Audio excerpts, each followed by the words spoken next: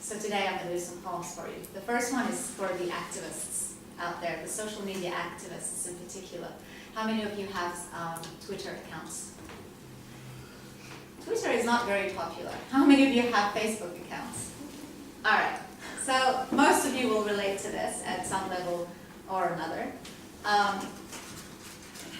Those who don't have a Twitter account, you need 140 characters for your Twitter status, which means you can only write about 2 sentences maximum. And so a lot of people who have Twitter accounts and they want to tweet, they have to limit their tweets to just 2 lines, which can be very frustrating when things are happening that you want to talk about. So that's the reference to the 140 characters in this poem. The poem is called Statuses and Headlines, and it's a call for action. It's a call for us to get off social media and get out there in order to make things happen. Words scatter. Attention span expands between statuses and headlines. I frame my perils of wisdom on cyber walls. I denounce, I declare, I divulge my soul. I offer solidarity and pass verdicts like delusional royalty. My profile page is my imaginary throne. Newsfeed filled with corpses. Attention span expands between statuses and headlines. I protest discrimination, famines, and wars. 140 characters to tear down the walls. 140 characters to stop genocide. 140 characters to expose a politician who lied. 140 characters to give voice to the voiceless, to affirm a life branded worthless. Nameless children die every day. Nameless mothers grieve every day. Nameless fathers bury their sons every day. Nameless mass graves are dug every day. Nameless insignificant refugees threaten our peace of mind. Nameless, faceless detainees out of sight, out of mind. Nameless women sell their bodies, sell their organs, sell their babies to survive. No dignity in poverty. Population stripped of humanity. Only atrocities have names. Protective edge. Cast lead. Enduring freedom. Desert shield, pillar of clouds. Military operations idolized. Minds stalled, paralyzed. War on terror, war of terror, war for terror. Terror, terror, terror, terror. We grow numb, desensitized. Newsfeed jammed with Hasbro-nites. Government agents paid for lies. They like and share what we despise. Morals imperiled. Attention span expands between statuses and headlines. 140 characters to liberate Palestine. 140 characters for gender equality. 140 characters to raise money for charity. 140 characters I am wearing thin. 140 characters. Where do I begin? Thoughts scatter. Attention span needs to expand beyond statuses and headlines. All right.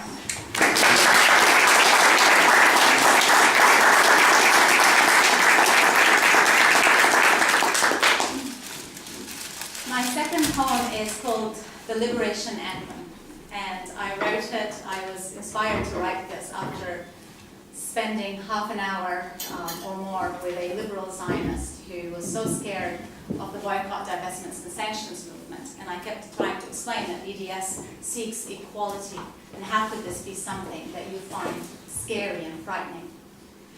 And so I wrote this poem, and I call it The Liberation Anthem, and I dedicate it to the people of Israel who fear our freedom. Don't be afraid.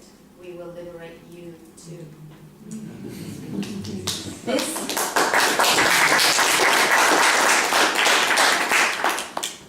This is my rendition of an anthem to be sung. That day you and I will stand side by side, shoulder to shoulder, watching a new dawn wipe away decades of hate and savagery. The day that I rise from the ashes of your oppression, I promise you I will not rise alone. You too will rise with me.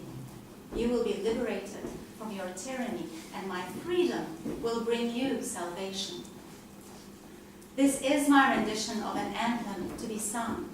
I'll craft new words outside of this suffocating language that has occupied me. Your words, they're like your walls. They encroach on my humanity. I am more than demography. I am not your moderate, not your terrorist, not your Islamist, fundamentalist, extremist, militant, radical. I am more than letters, adjectives, and syllables. So I will construct my own language, and I will defeat your words of power with the power of my words. This is my rendition of an anthem to be sung. I don't want to obliterate nor humiliate you. I refuse to hate you. Don't care to demonize or proselytize or theorize your intention. Every breath you draw reminds me you are human. The sound of your breathing heart is rhythm familiar to my ears. You and I are no different. We are made of blood and tears. This is my rendition of an anthem to be sung. I will rise and soar above your matrix of control, and with the strength of my will, your walls will fall. And this concrete that segregates us, we can use it to rebuild homes. Your bulldozers and your tanks will dissolve into the earth. The sap will run in the olive trees. The gates will open wide for the refugees. We will be free. I will be your equal. And only then you will be mine, my other self, my fellow human being.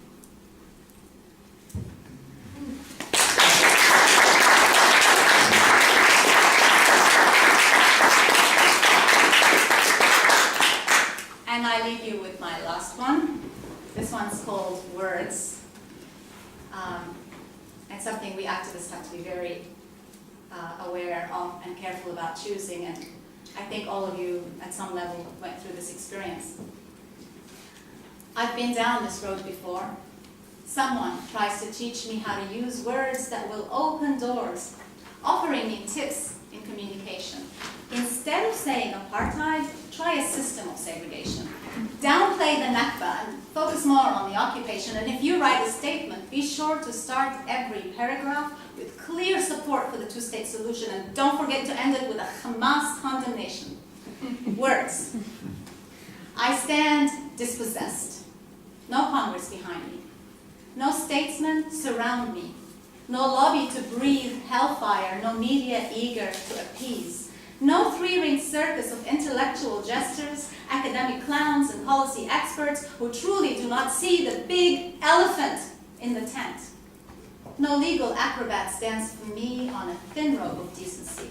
No politicians juggle human rights and oppression on my behalf. No trips to boost careers for MPs and their wives. No propaganda movies, no radio broadcasts, no myths, no lies, no Hasburnites, no army, no country, not even one leader to believe in. All I have are my words to tell my story. My voice to demand justice, and you're telling me my language is too strong.